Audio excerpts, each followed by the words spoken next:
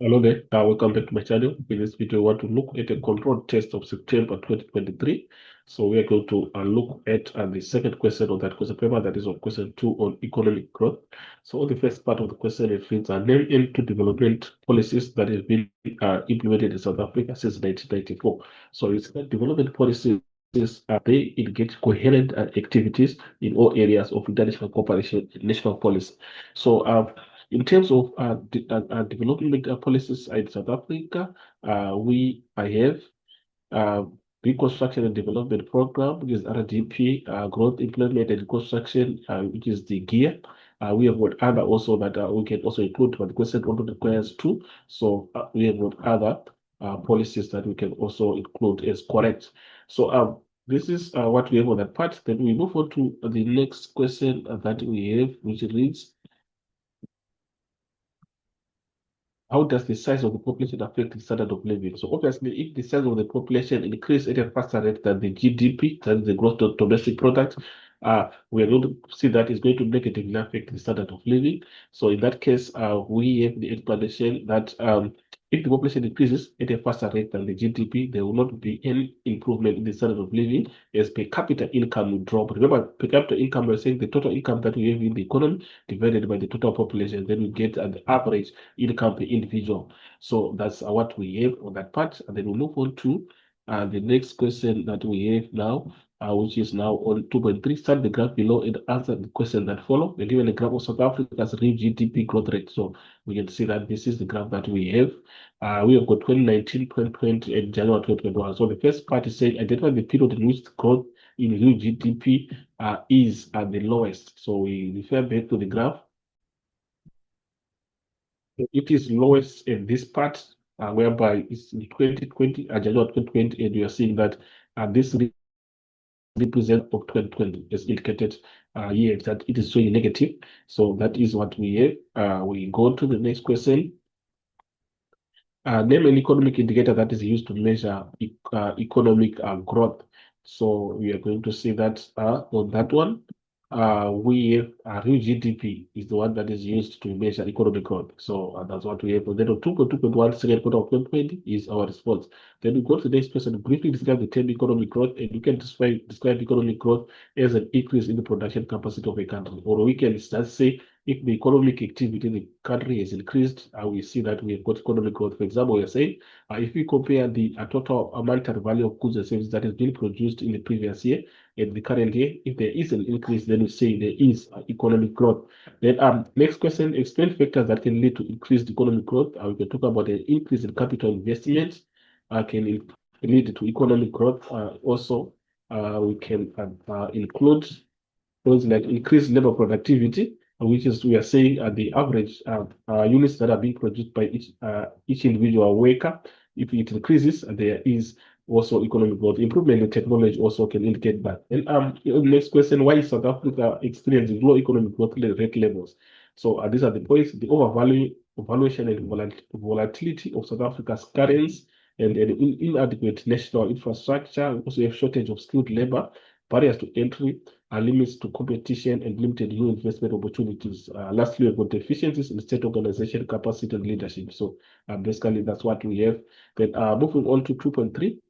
So on 2.3, the question that we have reads, start the graph below and answer the question that follow. So we're given a landscape whereby we've got the line of equality, which is this 45-degree line. And then we have got the Lorenz curve, which is the curve that we have on the outer part. And then we have got the vertical axis having cumulative income percentage, horizontal axis we've got cumulative population percentage. So we can just try to bring it down. So this is our Lorenz curve. So in terms of the first question, it says identify the area labeled A. So if you check the area labeled A, we have it here. So we can indicate the area that has been labeled A. This is the area.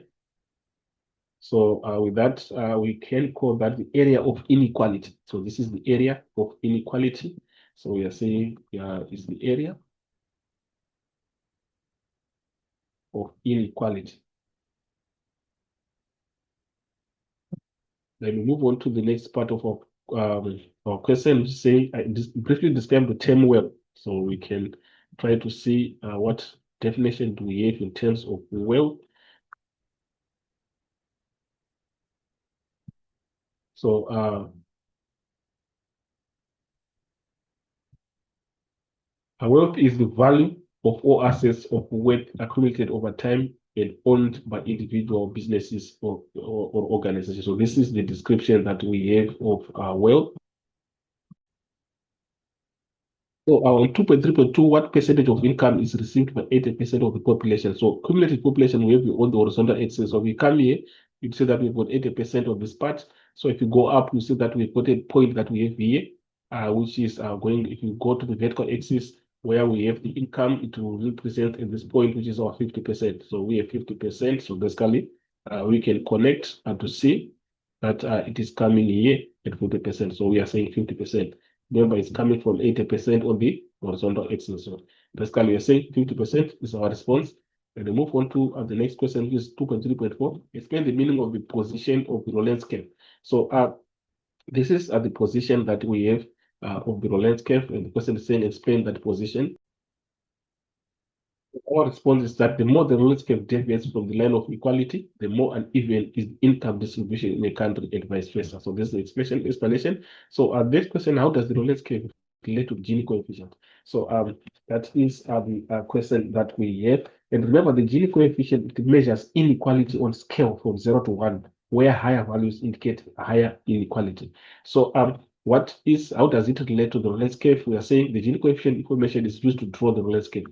And if a country's income distribution is almost equal, the Lorenz curve will be closer to the 45-degree line, and the Gini coefficient will be lower. The more unequal a country's income distribution, the further its Lorenz curve will be from the 45-degree line, and the higher its Gini coefficient.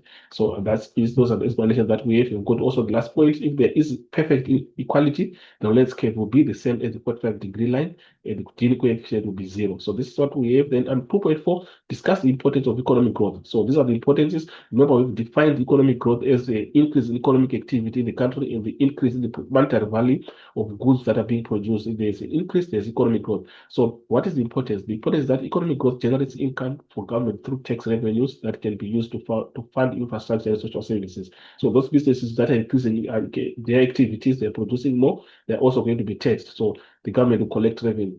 So that is what we have. And then next point, job opportunities are created when there's economic growth. It is actually the case when there is expansion in economic activities, the firms that are operating that economy will accommodate more workers. So that is going to also reduce unemployment and increase job opportunities. And then people started of living may improve because of income they earn from jobs when there's economic growth. Increase in demand may cause more investment in new capital, which helps sustain growth. It improves business confidence and attracts foreign investors. So these are the points that we have. Then we go to 2.5. How can the South African Reserve Bank stabilize the value of money? Remember, the Reserve Bank is the one that is in charge of setting the monetary policy, and instruments that are used in the monetary policy include interest rates. So they use the interest rates now as an instrument to stabilize the value of money. So on the first part, the Reserve Bank can increase the interest rates when the inflation rate is high in order to discourage people from taking out loans or buying on credit. So that's what we have on the first part. And then by setting a cash reserve requirement, which prevents banks from lending out more money to clients.